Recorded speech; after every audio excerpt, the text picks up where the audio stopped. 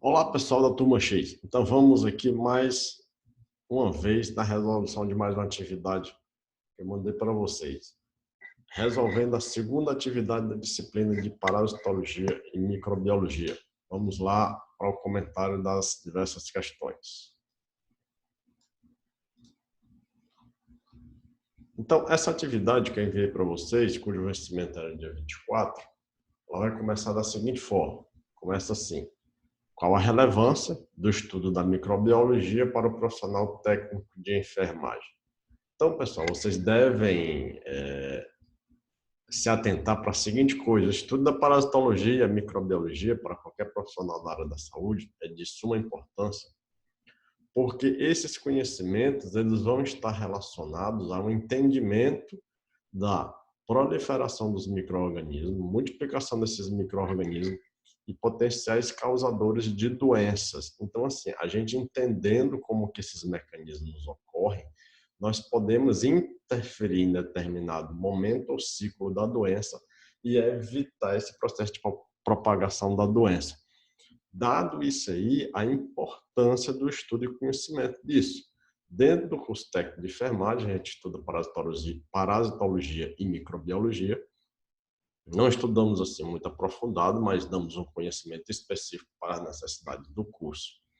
As outras profissões, enfermagem superior e as outras profissões da área da saúde, elas aprofundam muito porque dentro de parasitologia e microbiologia existe uma gama de conhecimentos vastos. E vocês estão vendo que no momento em que nós estamos vivendo com a propagação de coronavírus, o processo de contaminação por via direta, através de gotículas de saliva, através do ar. Então, esse conhecimento de microbiologia é muito importante para a gente evitar qualquer forma de veiculação de parasitas desse modo. Então, eu organizei essa seguinte resposta aqui para vocês. Coloquei assim. Vamos lá. O conhecimento de microbiologia é de suma importância para a enfermagem, pois fornece elementos para a compreensão dos processos biológicos que envolvem os micro-organismos em gerais, tais como contaminação de sala de cirurgia, a veiculação de moléstias e outras doenças presentes no ar, no sangue, na água e nos mais diversos meios naturais, e a gravidade que certas doenças adquiriram, como a AIDS e atualmente a Covid-19. Então, assim, entendam isso, entendam que esse conhecimento ele traz dentro do seu rol de mecanismos e assuntos essa margem de interesse para que nós, profissionais da área da saúde, possamos evitar a contaminação do nosso paciente e de instrumentais e utensílios que nós iremos utilizar durante o nosso trabalho. Então, vamos para a questão de número 2. A questão de número 2 fala o seguinte: diferencie os termos infecção, infestação e inflamação. Então, esses três termos, vocês vão se deparar com eles muitas vezes ao longo do curso e ao longo da vida profissional de vocês e durante a própria vida de cada um mesmo, né? Então, o termo infecção quer dizer uma coisa, infestação outra, inflamação outra. Vamos caracterizar cada uma delas aqui. Infecção é a presença de micro-organismos em partes internas do corpo desse indivíduo e como também a multiplicação desses micro-organismos dentro do hospedeiro, né?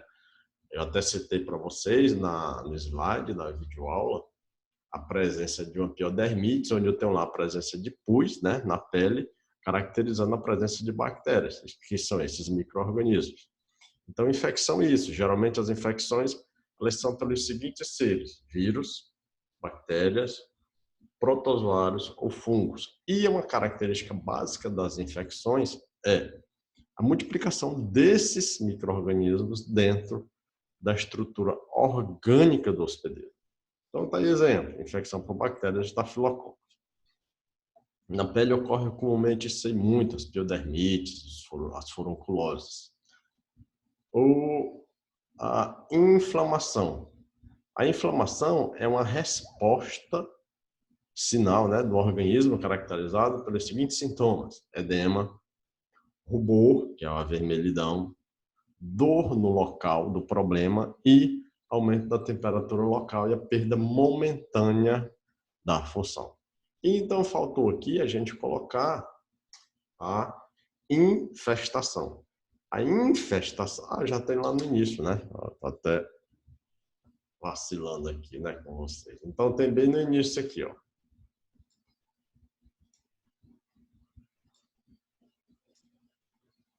Infestação é a presença de parasitas na região externa do organismo. E, como citei, por exemplo, a infecção por piolho, né? Piolho, pedículos humanos, como também o pedículos pubis, que ocorre na região da genitália. Então, caracterizando bem, infecção é a presença de parasitas nas partes internas do organismo e multiplicação desses parasitas, a saber, bactérias, vírus, fungos e protozoários. Infestação é a presença de parasitas na região externa do organismo. Geralmente são chamados de ectoparasitas. E inflamação não é uma doença, é um sinal que o organismo emite com os seguintes subsinais: dor, rubor, edema, perda momentânea da função e ainda a presença de aumento da temperatura local. Então, sabendo disso, vamos para a terceira questão. A terceira questão fala o seguinte: explique o que é meio de contaminação fecal-oral e exemplifique 3 doenças com essas características. Então, o meio de contaminação fecal-oral é um meio de contaminação direta. Vocês viram que das doenças que eu falei, de parasitologia, os mecanismos de contaminação dessas doenças, existe a de contaminação direta e existe a de contaminação indireta. A particularidade da doença que existe o meio de contaminação direta é eu não ter a presença de um vetor, ou seja, passa de um organismo para outro organismo. Através de quê? Através de gotículas de saliva, através de fluidos corporais, como eu falei, sangue, líquidos vaginais, esperma, lágrima, saliva. E os meios de contaminação indireta são os meios em que eu vou precisar de outro ser vivo. E esse outro ser vivo nós caracterizamos e chamamos eles de vetor, ou seja, um ser transmissor. Então, sabendo o que é contaminação direta e contaminação indireta, nós vamos classificar o que é a contaminação fecal-oral. A contaminação fecal-oral é um tipo de contaminação direta, onde a contaminação vai se dar pela eliminação dos ovos do parasita nas fezes, contaminação de um meio, e essa contaminação da pessoa lá, que não está contaminada, ocorre através da ingestão desses ovos. Então, vamos lá. Explicando o que é, né? É um modo de contaminação de determinadas parasitoses por via direta, onde a água e os alimentos contaminados com os ovos do parasita são consumidos sem o devido cuidado de serem adequadamente lavados ou tratados com hipoclorito de sódio, que é o elemento químico que a gente sabe que é potencialmente destruidor desses micro-organismos. Ou outros antissépticos também potentes. Exemplo: ancilostomose, cólera, ascaridíase. Então, assim, vocês entenderam, né, muito bem o que é essa meio de contaminação fecal-oral. O próprio nome já diz, fezes e via de assimilação oral. Então, vamos para a próxima questão, que essa daí já está satisfeita a resposta. Bom, pessoal, antes da próxima questão, eu resolvi colocar essas gravuras para vocês entenderem melhor o que é esse meio de contaminação fecal-oral. Aqui uma gravura em modo de charge, né? O indivíduo defeca no solo. Essas fezes, esse indivíduo, digamos que ele tem acilostomias, ele tem ascaridíase, ele tem giardias, ele está eliminando os ovos desse parasita nas suas fezes. Ele defeca no solo, as fezes contaminam o solo, contaminam os córregos aqui na região de perivizinhança, de onde ele defecou, visto que ele vai defecar só uma única vez isoladamente. Essa água presente aqui na região será utilizada para beber, regar hortaliças e outros afazeres domésticos e termina contaminando o alimento.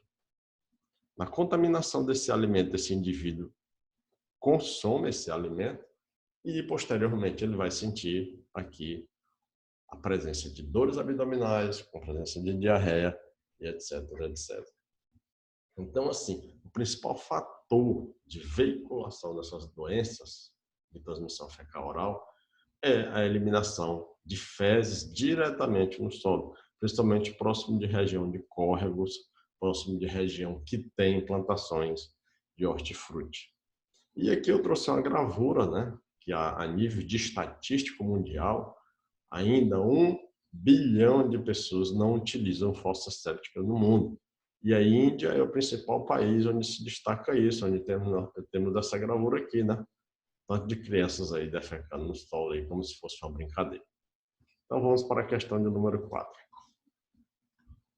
A questão de número 4 vai dizer o seguinte: encontre o erro existente na fala de uma aluna do curso técnico de enfermagem da turma X do Colégio Progresso ao falar do ciclo da dengue. Então a aluna disse o seguinte: ela disse que todos nós somos responsáveis pelo avanço ou não da dengue. Correto? Extremamente correto isso aí.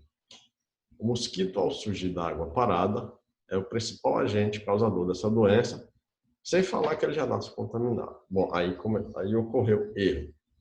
Então vamos entender. A dengue é uma doença de transmissão indireta, onde, sendo uma doença de transmissão indireta, existem os seguintes hospedeiros: homem e mosquito, certo? E o vetor, que é o vírus. Como ela é uma doença de transmissão indireta, não é o mosquito que causa a dengue. O mosquito é o agente transmissor, é o vetor do parasita. Então, como é que a coisa ocorre? O mosquito se origina lá na caixa d'água, que você deixou destampada lá na sua casa. As fêmeas vêm, colocam os ovos na parede da caixa d'água. Quando a caixa d'água enche, a água adquire determinado nível. Aquela água são condições adequadas para que os ovos da fêmea se rompam e eliminem uma larva. Quando essa larva é eliminada, ela começa a crescer. Ela passa pelos estágios, lavar o pupa e seja lá quais forem. Quando ela chega à sua maturidade, de lá sai um mosquito, a Aedes. Só que esse mosquito Aedes, quando ele sai de lá, ele não sai contaminado. Ele sai um mosquito inofensivo para a nossa espécie. Aí ele sai, ele necessita, se for uma fêmea, né, ela vai necessitar de alimento e vai procurar alimento no meu sangue, que ela necessita de alimento, que o alimento dela é o sangue. Ela, ao chegar em mim, digamos que eu esteja com dengue, certo? Tem um vírus circulante no meu sangue. Ela vai sugar meu sangue e vai se contaminar. Então, para o mosquito se contaminar, ele tem que picar uma pessoa que esteja com dengue. Quando ele se contamina nessa pessoa, aí sim ele está em potencial de transmitir esse vírus para outra pessoa. Então, é assim que as coisas ocorrem. Onde é que está o erro dessa aluna? O erro dela é o seguinte: não é o agente, não é o mosquito o agente etiológico da dengue. E quando este nasce, ele não encontra-se contaminado, né? O mosquito não encontra-se contaminado. Irá se contaminar ao sugar o sangue de uma pessoa com dengue. Então, a gente reescreveu a frase da aluna. Reescrevendo a frase da aluna: todos nós somos responsáveis pelo avanço ou não da dengue. O mosquito, ao surgir da água parada, não é o causador dessa doença e também não nasce contaminado. Entendido isso daí sobre dengue, vamos para frente. Questão de número 5. Então, na questão de número 5, ela pede a vocês para que vocês façam comentários sobre a gravura abaixo, evidenciando a prevenção do problema. Então, vamos lá. Então, o que nós temos nessa gravura? Nós temos um ciclo de contaminação, certo? Um ciclo de veiculação e contaminação de um determinado parasita, onde ele coloca aqui, na gravura, as fezes da pessoa contaminada têm ovos de lombriga. A pessoa está defecando aqui no solo, aqui na região que tem aqui uma vegetação, pode ser que tenha um córrego próximo. Essas fezes têm os ovos da lombriga, vão ficar no solo, né? O que diz o seguinte item? Aliás, está aqui. O que diz o seguinte item? Está aqui, as fezes com os ovos no solo.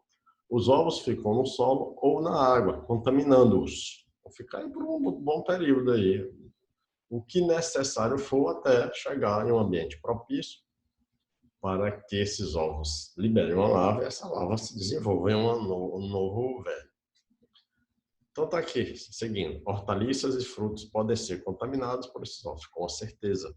Se esse indivíduozinho aqui defecou em uma região onde essa água desse córrego está sendo utilizada por uma população para regar alface, cheiro verde, tomate, cenoura de uma região, e após feita a colheita disso daqui, isso daqui é levado para a feira da cidade, para o mercado público da cidade, e é vendido, não é lavado adequadamente por quem consumir, principalmente aqui o alface, porque o alface é cheio de nervuras, terminará contaminando alguma pessoa. Então aqui, ao ingerir o alimento mal lavado ou mal cozido, a pessoa pode se contaminar. E aí o ciclo fecha bem aqui. Essa garotinha aqui contaminada, se ela tiver o mesmo hábito desse garotinho e for defecar no solo, o ciclo vai se perpetuar e vai continuar. Então aqui, pessoal, como é que a gente pode quebrar esse ciclo? Primeiramente, impedindo esse indivíduo de defecar diretamente no solo. A partir do momento que os indivíduos defecam, lançam as fezes diretamente no solo, essas fezes vão contaminar o solo e a água, podem estar contaminados com ovos de determinado parasita e então vão contaminar os alimentos, posteriormente as pessoas que vão consumir esses alimentos. De que outra forma eu posso quebrar esse ciclo? Bem aqui também, lavando adequadamente. Lavar não é só pegar água, sabão e esponja e passar, não. É você adicionar, principalmente hipoclorito, conhecido popularmente como água sanitária, esses alimentos do hipoclorito por determinado período, 20, 30 minutos, determinada quantidade de gotas por litro, certo? Que matará esses vermes aqui, essas larvas, esses ovos, e não irá contaminar a pessoa. Então, o ciclo quebra-se dessa forma. Então, vamos responder a questão. A gravura caracteriza o modo de contaminação fecal oral, veiculado através de alimentos contaminados. O homem defeca no solo, próximo a córregos, contamina essa água. Após o carreamento, chove e leva as fezes. A água contaminada é utilizada para regar hortaliças e esses são vendidos e consumidos sem o devido cuidado de limpeza e o uso de hipoclorito. Como eu falei a vocês, na comentário da aula passada, que quando você vai na feira, que você encontra diversos alimentos sendo vendidos. Aqueles alimentos que são vendidos que a gente consome sem tirar a casca, uva, maçã, pera, vocês não devem consumi-los antes de passar por esse processo de limpeza. Porque muita gente tem o hábito de chegar na feira e comer uma ou duas uvas ali, certo? De modo até inocente e termina se contaminando com esses alimentos que estão contaminados. Então, pessoal, são modos de prevenção, porque a questão pede modos de prevenção, eu já havia comentado. Modo de prevenção, saneamento básico, que é a construção de fossas sépticas, se não defecar no solo ou em rios ou córrego, e lavar adequadamente alimentos com água e hipoclorito de sódio. Então, assim, mais uma vez, a gente encerra o comentário dessa atividade. Eu espero que vocês tenham entendido o conteúdo direitinho. Qualquer dúvida, lancem ela no grupo, que eu estarei à disposição de vocês. Um abraço e bons estudos para todos.